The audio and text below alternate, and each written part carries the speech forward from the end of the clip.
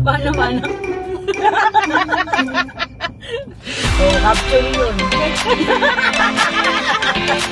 Hi guys! Good evening! May bisita ako ngayon. Walang Eva. Diba? Ay, the ever gorgeous, the ever beautiful, the sexiness na payat na ngayon. Walang Eva. Ibang ingay naman. Guys, syempre, nandito na naman ako ulit mangungulit dahil meron na namang nagkaroon ng windfall! Grabe naman yun! At syempre, magkano yan tumataginting na much? 40,000 pesos!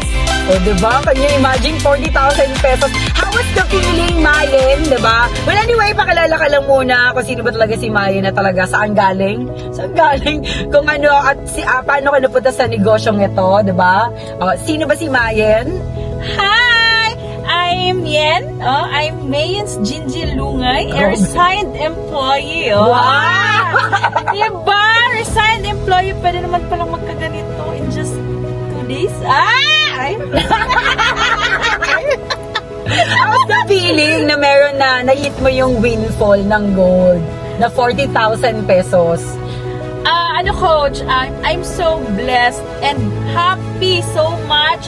I'm so grateful sa lahat, sa Panginoon and lalo-lalo na sa iyo, Coach, and siyempre sa mga coaches na tumulong sa akin dito sa negosyo.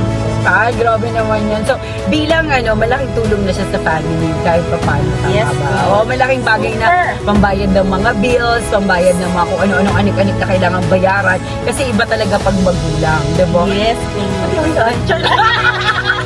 And of course, syempre, hindi pa ito yung kauliulit. Ano message mo naman sa lahat ng gusto rin mag-windfall?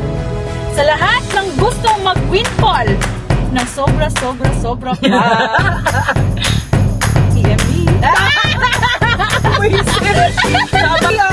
Dahil itong gabing to ay napakasaya dahil may panibago na naman tayong member na nagkaroon ng sarili niyang windfall. So that would be all, and God bless